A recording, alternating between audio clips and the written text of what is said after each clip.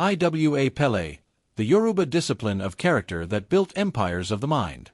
There is an old teaching that comes from the Yoruba people of West Africa, a civilization that built some of the most sophisticated city-states in pre-colonial history, with bronze casting techniques so advanced that European explorers initially refused to believe Africans had created them, with systems of governance, philosophy, and spiritual discipline so deep that scholars are still uncovering their full complexity today. The teaching is this. Before you were born, while you were still in the spirit world the Yoruba call Orin, you knelt before Olodumare, the supreme creator, and you chose your own path. You chose your destiny, your purpose, the shape of the life you would live.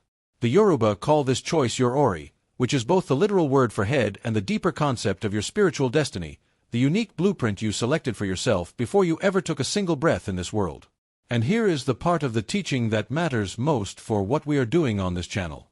You can forget your Ori. You can be born into this world, grow up, live for decades, and never align with the destiny you chose for yourself in that spirit realm. Not because the destiny was taken from you, but because you allowed your character to drift away from it through 1,000 small failures of discipline, until the gap between who you were meant to become and who you actually became grew too wide to cross. The Yoruba have a word for the discipline required to close that gap and live in alignment with your chosen destiny. The word is iwa-pele. It means, roughly, gentle character or good character, though that translation does not capture its full weight. Iwa-pele is not a soft or passive idea. It is one of the most demanding ethical and personal disciplines ever developed by human civilization, and today we are going to study it in full. Let us start with the foundation of the entire philosophy, because it is unlike anything we have covered in previous episodes of this podcast. In most discipline systems we have explored, the goal is to forge character through external hardship. The Spartans used physical ordeal. The Mongols used deliberate endurance. The Inca used communal accountability. These systems assume that character must be built from the outside in, through pressure applied by the world.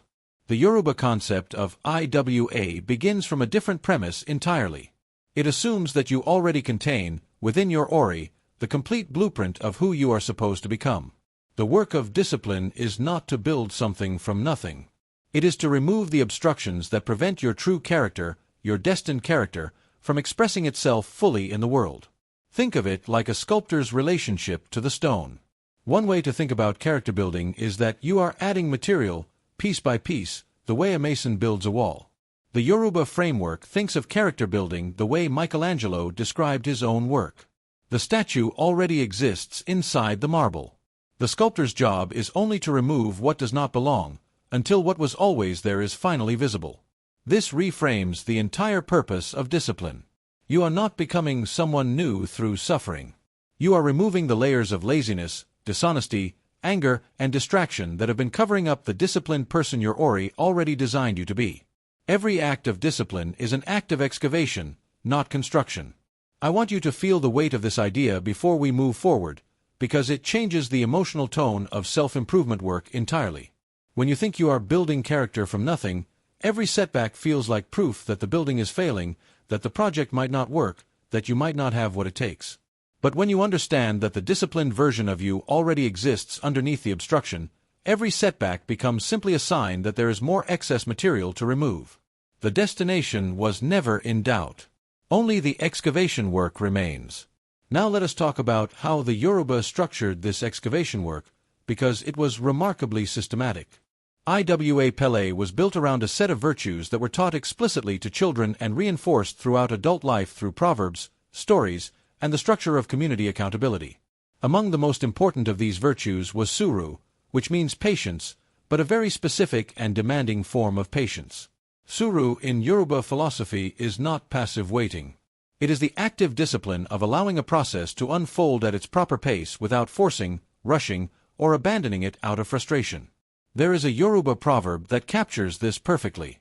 It says that suuru is the father of character. Not courage. Not intelligence. Not even honesty, as important as honesty is in this system.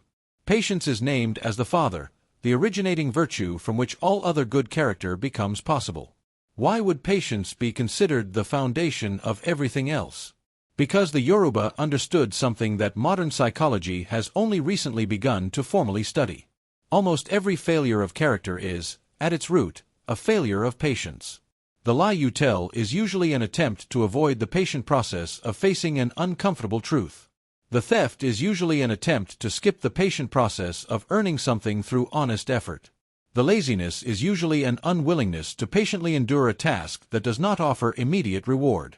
Suuru is the discipline that makes every other discipline possible. Without it, the man with good intentions still fails, because the moment his effort is not immediately rewarded, his impatience drives him to abandon the path entirely. I want you to consider your own recent failures of discipline through this lens. Not as separate problems requiring separate solutions, but as different expressions of the same underlying deficiency. You did not lack motivation when you quit the diet. You lacked suuru, the patience to continue a process that was not delivering visible results on your preferred timeline. You did not lack intelligence when you abandoned the skill you were building. You lacked suuru, the willingness to remain in the awkward, unrewarding middle period of learning, where almost everyone quits because the work feels unproductive, even though it is precisely the period where the most important development is happening invisibly beneath the surface. The Yoruba named patience as the father of character because they understood that impatience is the gateway through which almost every other failure enters. If you could develop only one discipline this year, the Yoruba elders would tell you to develop suuru, because every other virtue depends on it. Let us go deeper into how this was taught, because the method itself contains a discipline lesson. The Yoruba did not primarily teach iwa-pele through direct lecture. They taught it through oriki, praise poetry, and through proverbs, called o, that were woven into daily speech so thoroughly that children absorbed the philosophy through repeated exposure long before they were old enough to understand it intellectually. There is a particular o that I think speaks directly to the audience of this podcast. It says that the person who is in a hurry to eat the soup will burn their tongue. This sounds almost too simple to be profound, but consider how it applies to the modern obsession with speed in self-improvement. The modern man wants the discipline of a decade compressed into 30 days. He wants the body of a man who trained for 5 years after one intense month. He wants the wealth of someone who built a business over a decade after a few aggressive weeks of effort. He is, in the language of this proverb, trying to eat the soup before it has cooled, and the result is always the same. He burns himself, associates the entire process with pain, and quits, when patience would have delivered the same meal without injury. The Yoruba elders used proverbs like this constantly because they understood that wisdom delivered as a directive is easily forgotten, but wisdom delivered as an image, a small story that can be carried in the mind and recalled in the relevant moment, becomes part of how a person actually thinks rather than simply something they were once told. I want to give you a practice based on this teaching method. Choose one proverb, one image, that captures the specific discipline failure you struggle with most. Do not choose something abstract like be more disciplined. Choose something concrete and visual, the way the Yoruba did. If your weakness is rushing results, carry the image of the burned tongue. If your weakness is abandoning hard conversations, find or create an image that captures patient confrontation. Carry this image with you the way a Yoruba child carried the proverbs they heard repeated throughout their entire upbringing, until the image becomes a reflex rather than a reminder. Now I want to address a concept within iwa-pele that is rarely discussed outside of Yoruba scholarship, but which I believe is one of the most psychologically sophisticated ideas in any discipline tradition we have covered on this podcast. The Yoruba believed that character was not simply an individual matter. It was understood as something that existed in relationship with ancestors, with community, and with the orisa, the spiritual forces that govern different aspects of life and nature. A man's iwa was not only judged by his own conscience. It was judged by how his actions rippled outward into the lives of people connected to him, including people who came before him and people who would come after. This produced a concept that does not have a precise equivalent in most Western discipline frameworks. The idea that your discipline, or your lack of it, is partly inherited, and that your discipline today becomes part of what you pass forward. Think about this carefully, because it is easy to hear and quickly move past, but it deserves real reflection. You did not invent your relationship with effort, with comfort, with honesty, entirely from scratch. Some of it was shaped by what you watched modeled in front of you as a child. Some of your impatience, your tendency toward excuse-making, your relationship with hard work, was inherited the way physical traits are inherited, through observation and repetition long before you had the capacity to consciously choose otherwise. The Yoruba framework does not use this as an excuse. It uses it as a call to a different kind of responsibility. If you inherited weak discipline patterns from your environment, the Yoruba elder would tell you that your work now is not simply personal. It is ancestral repair. You are not only disciplining yourself for your own benefit. You are correcting a pattern that was passed to you so that it does not continue passing forward to whoever comes after you, whether that is your own children, the people who watch how you live, or simply the version of yourself that exists 10 years from now and inherits everything you build or fail to build today. This is a heavier and, I would argue, a more motivating frame than most modern self-improvement messaging offers. You are not just trying to get in shape for yourself. You are potentially the place where a multi-generational pattern of avoidance, excuse, or weakness either continues or finally breaks. Iwa-pele asks you to consider yourself a link in a chain, responsible not only for your own character but for what that character makes possible or impossible for the people connected to you across time. Let us turn now to a specific practice within Yoruba spiritual and ethical life that has direct application to the modern listener. The practice of SERA, divination consultation, which was traditionally used not to escape personal responsibility but to clarify it. When facing an important decision or a period of personal struggle, a Yoruba person might consult a babalawo, a diviner trained in the complex system of Ifa divination, which involves the interpretation of sacred verses tied to specific patterns generated through a structured ritual process. What is important for our purposes is not the mechanics of the divination itself, but the purpose it served. The consultation was never understood as a way to avoid taking action. It was understood as a clarifying mirror, a structured way of stepping back from the immediate emotional pressure of a situation to ask a deeper question. What pattern am I actually in right now? What virtue is being tested? What excuse am I currently making that I have not honestly examined?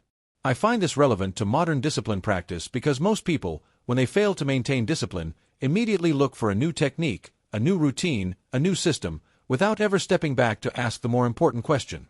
What specific weakness in my character is actually causing this failure, repeatedly, across different attempts and different systems? If you have tried 5 different diets, 5 different workout programs, 5 different productivity systems, and failed at all of them in a similar way, the problem is very unlikely to be the systems. The Yoruba framework would tell you to stop searching for a 6th system and instead consult your own honest reflection, the way a babalawo's client would step back from the immediate crisis to examine the deeper pattern underneath it. Ask yourself, with real honesty, what is the actual character weakness that keeps appearing across every failed attempt at discipline you have made? Is it suuru, patience, and you keep abandoning processes before they mature? Is it a fear of being seen failing publicly, so you quietly quit before anyone notices rather than risk visible failure? Is it that you have never actually defined what you want clearly enough to sustain effort toward it? This single act of honest self-examination, done with the seriousness the Yoruba gave to their divination consultations, will tell you more about why your discipline keeps failing than any new morning routine or productivity app ever could. I want to spend the remaining time on the most practical and immediately applicable part of Iwa-pele, which the Yoruba called the discipline of oju-inu, the inner eye. Oju-inu refers to the capacity for inner vision, the ability to see clearly into your own motives, your own patterns, your own character, without the distortion that comes from ego protection or comfortable self-deception. The Yoruba considered this one of the highest forms of wisdom a person could develop, more valuable in many contexts than oju-ode, outer vision, the ordinary sight that perceives the external world. A person with developed oju-inu could look honestly at their own laziness and name it as laziness, rather than relabeling it as busyness or exhaustion or a need for self-care. They could look at their own dishonesty and name it as dishonesty, rather than relabeling it as a harmless white lie or a necessary exaggeration. The inner eye does not flatter. It simply sees. Most people never develop oju-inu because the process of seeing yourself this clearly is genuinely uncomfortable. It is much easier to live with a flattering inner narrative, one where your failures are always circumstantial and your successes are always character-driven. The Yoruba understood that this kind of self-flattery is one of the primary obstructions preventing a person's true IWA, their true destined character, from expressing itself in the world. Here is a practice for developing oju-inu, drawn directly from the spirit of this tradition. Once a week, write down, with total honesty, the excuses you used in the previous 7 days to avoid something you knew you should do. Not the circumstances. The excuses. Write the actual sentence you told yourself. I will start Monday. This does not really count because I was tired. I deserve a break because the week was hard. Then, next to each excuse, Write the honest version, the version your Oju Inu would produce if it were not protecting your ego. I avoided the hard task because I was afraid of doing it poorly. I told myself the week was hard to justify giving up early when actually the week was normal and I simply did not want to continue. This exercise is uncomfortable. It is supposed to be uncomfortable. The Yoruba never suggested that developing character was a comfortable process. They suggested that comfort was usually the very obstruction that needed to be removed. Let me bring all of this together as we approach the close of this episode. The Yoruba framework gives us a vision of discipline that is different in tone from many of the traditions we have explored on this podcast, but I would argue it is no less demanding. It does not ask you to endure cold nights on a frozen steppe or fast in a desert monastery, though it would not object to those practices either. It asks something that, in some ways, is harder. It asks you to see yourself with total honesty, to develop the patience to remain in uncomfortable, unrewarding processes until they mature, and to understand your discipline as something larger than personal convenience, something tied to the people who came before you and the people who will inherit what you become. You knelt before Olodumare, in the language of this tradition, and you chose a destiny for yourself before you ever entered this world. The Yoruba would tell you that the disciplined version of you, the version capable of suuru, capable of Oju Inu, capable of iwa-pele, already exists, underneath the obstructions of impatience, self-deception, and inherited weakness that have accumulated since then. Your work is not to build that person from nothing. Your work is excavation. Remove what does not belong. Be patient with the soup until it cools.